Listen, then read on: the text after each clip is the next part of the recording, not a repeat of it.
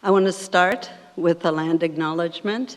We wish to acknowledge that we are on Mi'kma'ki, the ancestral and unceded territory of the Mi'kmaq people. This territory is covered by the Treaties of Peace and Friendship, which the Mi'kmaq and Maliseet first signed with the British in 1726. The treaties did not deal with surrender of lands and resources, but in fact recognized Mi'kmaq and Maliseet title and established the rules for what was to be an ongoing relationship between nations. And we all are treaty people. I want to pause here and just mention that I think that land acknowledgements should not be performative. They need to be accompanied by action. And so some of the actions that we could do are to think carefully about what does that mean when we're on unceded territory? What does that mean when we are all treaty people? The first two links in this slide are links to information that tells us more about the treaties that the Mi'kmaq and Maliseet signed and what the true meaning of those treaties are. So I would encourage you to seek that information out and read it.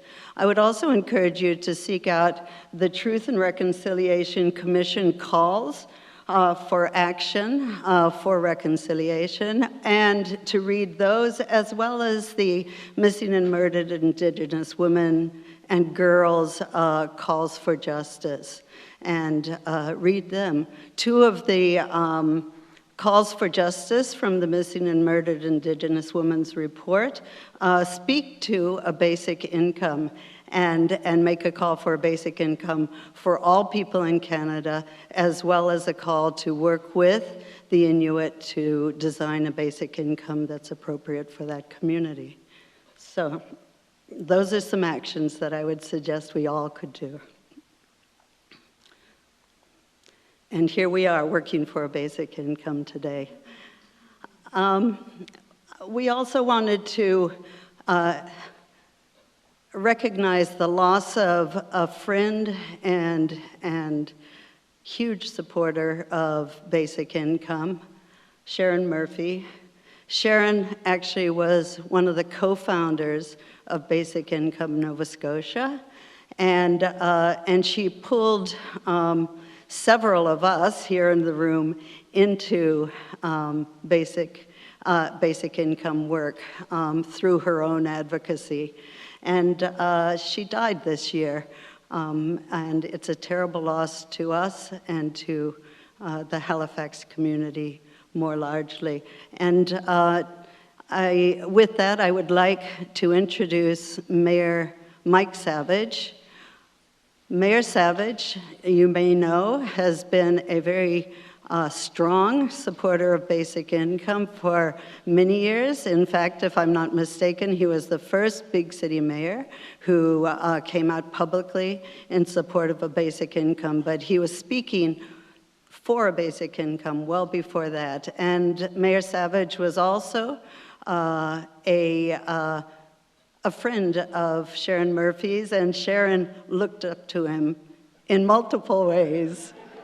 Very much. And so with that, I would like to call Mayor Savage to the podium to talk a little bit and to welcome you.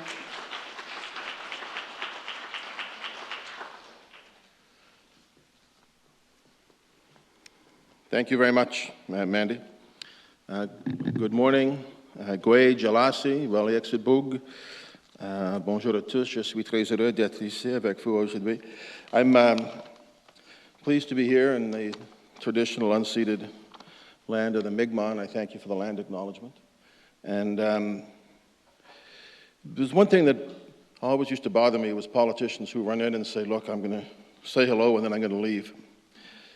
That's what I'm doing today. I wasn't able to come today. I've been here many times, and the fact that I've been calling for a basic income since I was an MP 15 years ago tells you how effective I've been at it.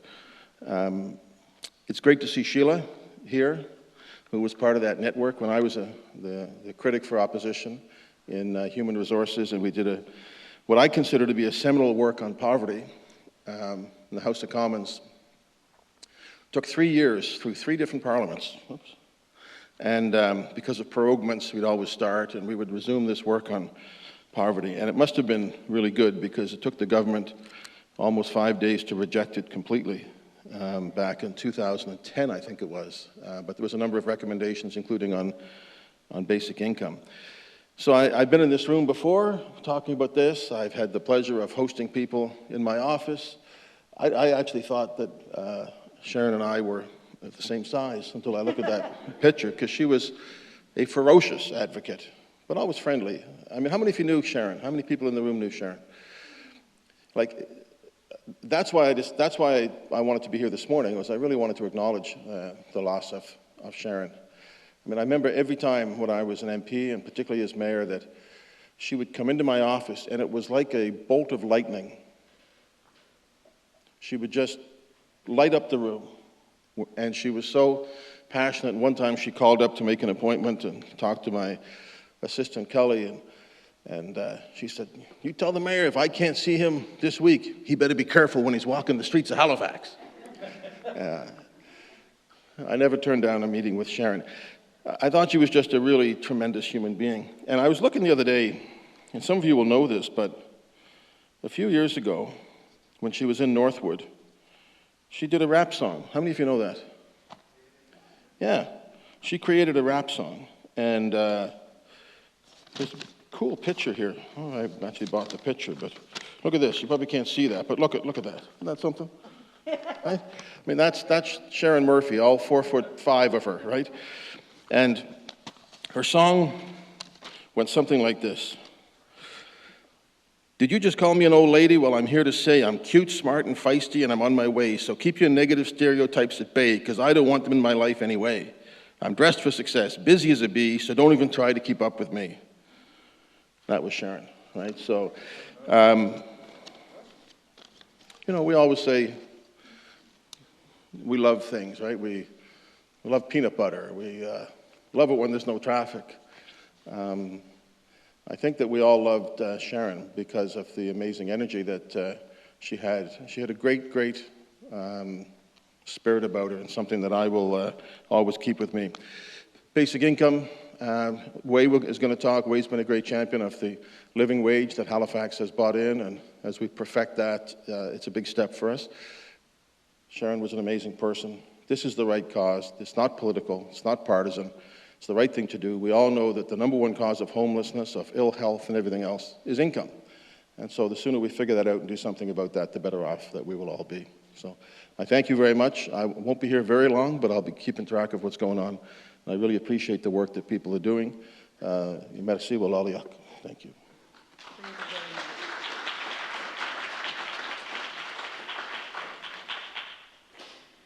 Thank you very much. Mayor Savage and Councillor Waye Mason have both been working with Basic Income to create a case, a written case for basic income and municipalities. And we really appreciate that and all of the work that they have done. So I want to now ask Councillor Waye Mason, Halifax councillor, to come and speak a few words. Waye has also been a very strong proponent of basic income, has met with us many times, and has been putting his feet where his mouth is in the work that he, the picture, his actions where his mouth is. He has his foot in his mouth. No, Waye has put actions to the words around basic income in multiple ways, and has worked closely with us in multiple ways, and I truly appreciate, we truly appreciate everything you've done. Waye, could you please come in?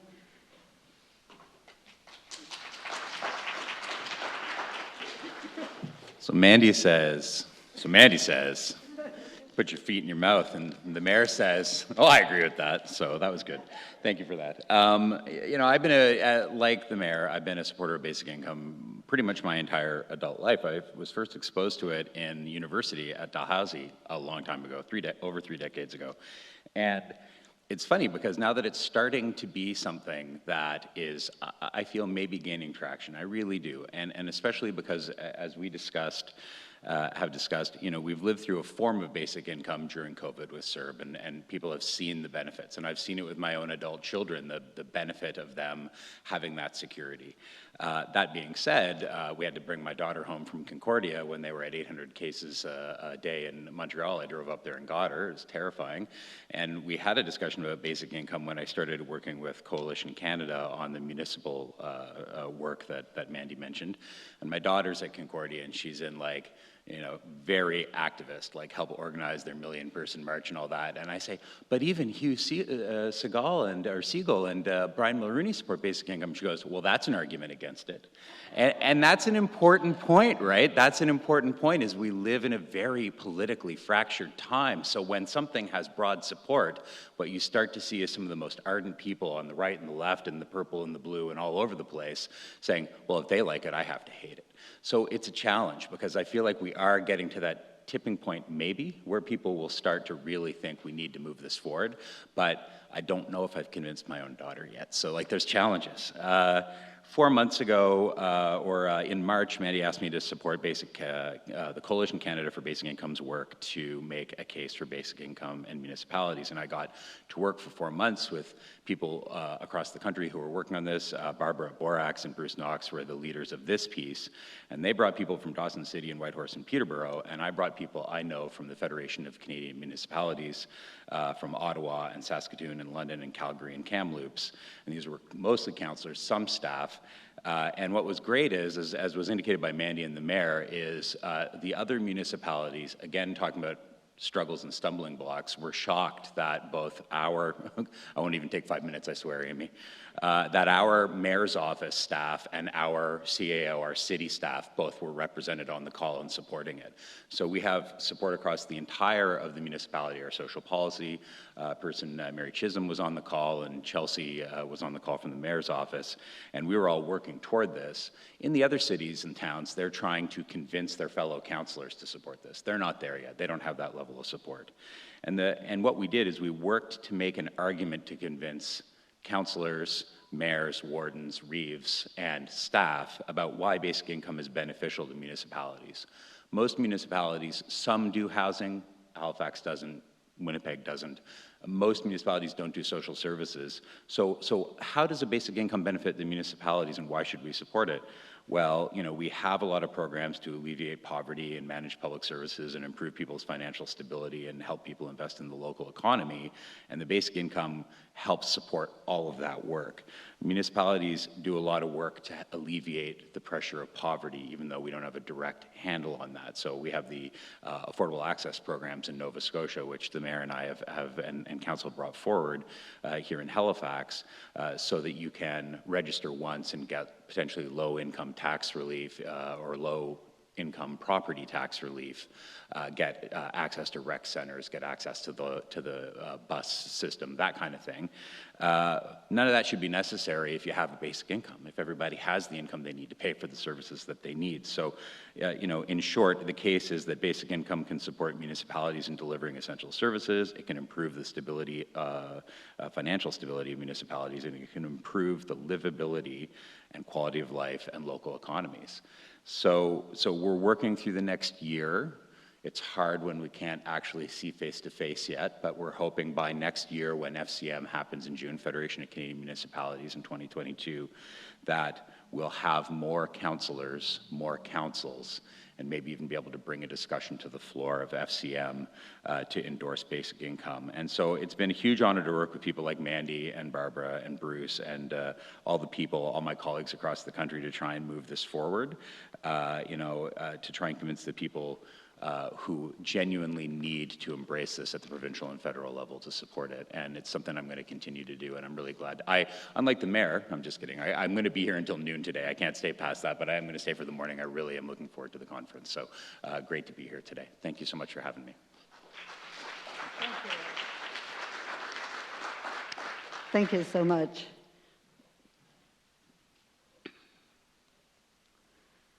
One thing I should mention is that when the United Way and the Halifax municipality partnered on a poverty strategy, they included us in the discussions, and the final report included both a short and a long-term goal for basic income. So it's been embraced on a variety of levels by Halifax municipality, and we truly appreciate it.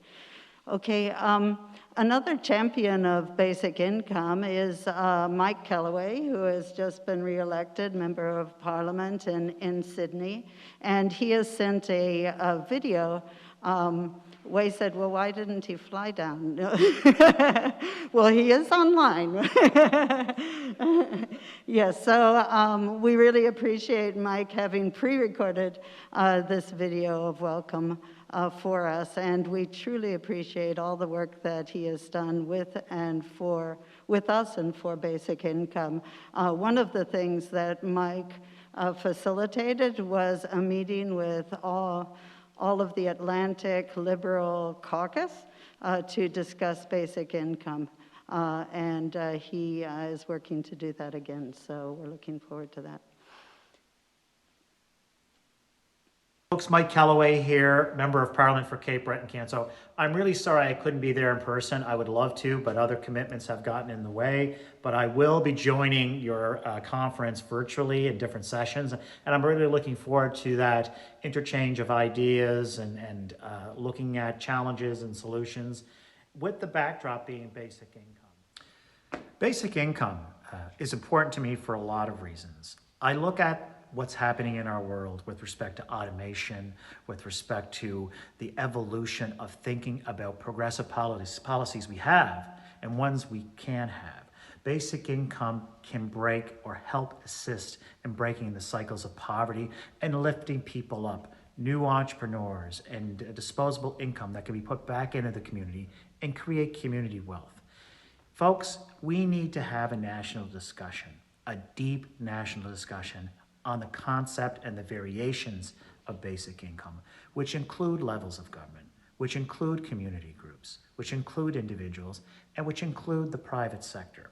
What we've seen in the history of Canada is a natural evolution in creating progressive policies, whether it was Medicare, whether it was EI, and now I believe we can take the next step with a lot of hard work, a lot of dialogue, a lot of agreeing to disagree, and being respectful and collegial, and having a big tent where private sector, as well as the public sector, as well as the not-for-profit, play a role in forming a new policy, a new idea that is going to lift people up and give people opportunity and give people a sense of self-worth. And I believe we can do that. We can do it together with honest discussion, authentic discussion. That's what you're doing today.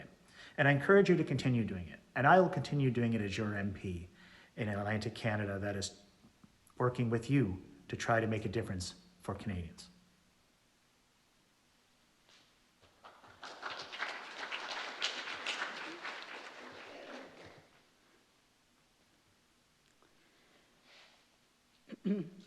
So at the very beginning, there was an acknowledgement of all of the people who have supported and groups who have supported this conference today.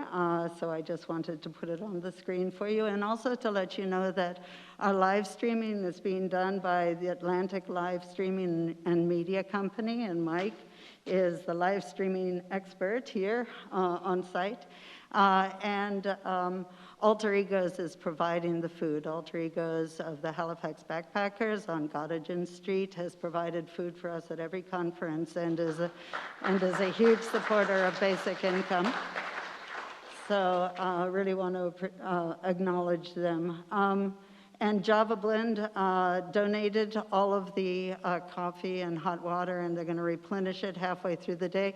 Unfortunately, we may not finish it, given the number of people in the room. Drink up. Yeah. Okay. So, and I also want to acknowledge the volunteers that are here today and the organizing committee from Basic Income Nova Scotia that has worked hard to make this conference, or bring this conference to you. And I believe that I didn't introduce myself. My name is Mandy Kay-Raining Bird, and I'm the chair of Basic Income Nova Scotia. Call me Mandy, it's my nickname. And that's that. So I thought I would very briefly talk about the basic income that we want. Because there are a variety of views of what a basic income is out there, and so I think in every discussion of basic income, it's really of critical importance to describe the basic income. I should take this off, sorry. I don't need to have it on while I'm talking, I was told. So maybe you can hear me a little better now. Yeah, I think it's of critical importance in any discussion of basic income that we really talk about the basic income that we are discussing, because there's a variety of views of what that is out there. So this comes from the Coalition Canada website. Basic Income Nova Scotia is a member of Coalition Canada, as well as a member of the Basic Income Canada Network. Sheila Regier is the co-chair of Basic Income Canada Network and will be speaking today. We have agreed, and the coalition is a collection of advocacy groups from all the provinces and territories across the country, and we agree that a basic income we want is a direct payment from government to ensure that everyone has sufficient income to meet their basic needs, participate in society, and live with dignity, regardless of work status. So that's a brief definition. You hear about basic income a lot, so I wanted to also emphasize that we're a progressive form of basic income, the green circled form of basic income.